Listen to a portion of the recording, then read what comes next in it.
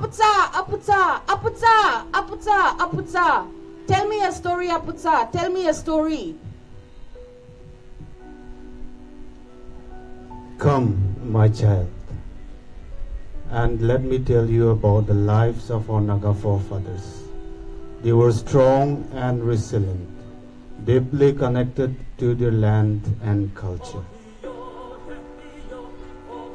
In those days, your great-grandmothers would wake up early and head to the streams with baskets and bamboos.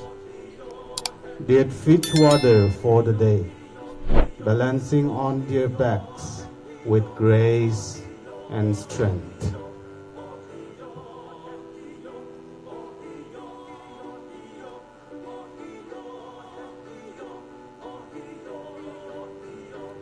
Our forefathers were skilled hunters, my boy. They'd venture into the dense forests, using spears and bows to track and capture animals for food, ensuring we had sustenance.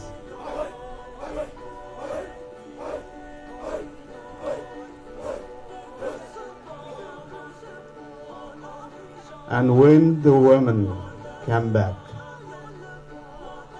they'd pound rice with wooden pestles.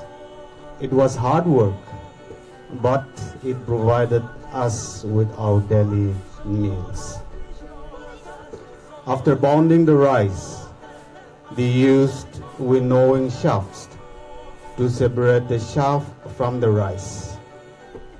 The wind would carry away the chaff, leaving behind the precious grains. And my children, they had fun playing traditional games with sticks and stones and what nature provided. It wasn't just games, it was a way for them to learn and bond. The children played five stones, spinning tops made from wood, traditional asukari made of wood, and many more games. Your great-grandfathers weren't just hunters. They were farmers too. They cared for the fields, cultivating crops that kept our bellies full and our community strong.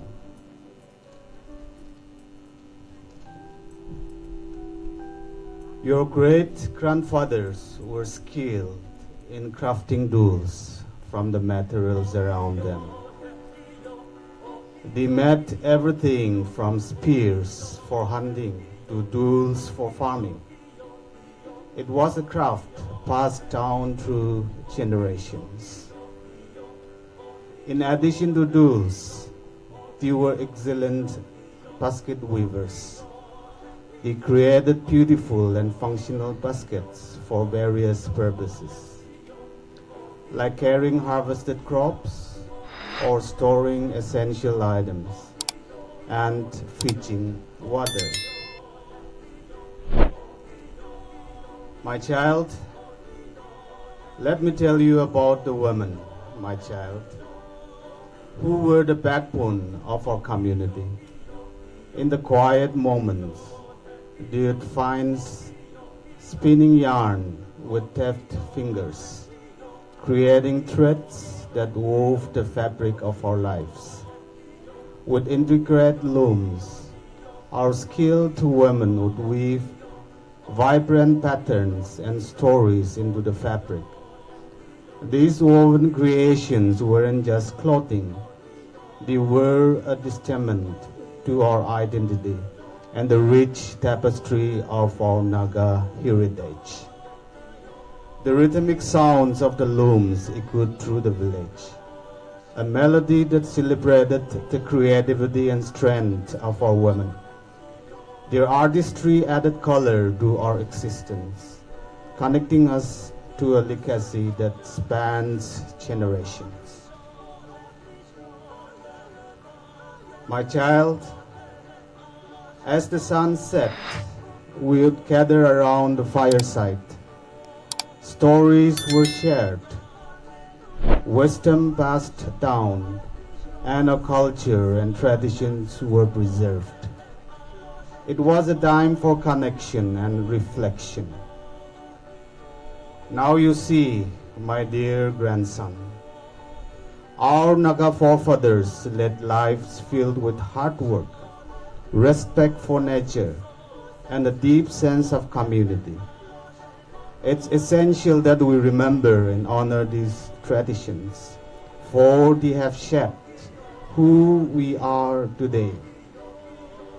As you listen to these stories, my child, remember that this is not just a glimpse into the past.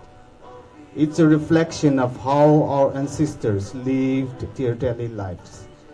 Today, I want you to take on a journey that will reveal the bravery, hard work, and resilience that defined our forefathers.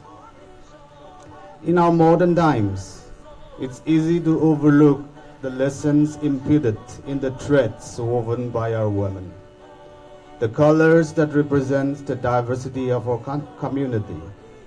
We have, in some ways, become a bit lazy, detached from the deep connections that once fueled our people. But my child, fear not. Today, I will show you the vibrant threads of our songs and dances, the spellbinding stories that echo through time. You need to witness the vivid tapestry of our heritage, feel the pulse of our ancestors, and understand the legacy they left behind. It's time to reconnect, to go back to our roots, and rediscover the strength and wisdom that flows in our veins.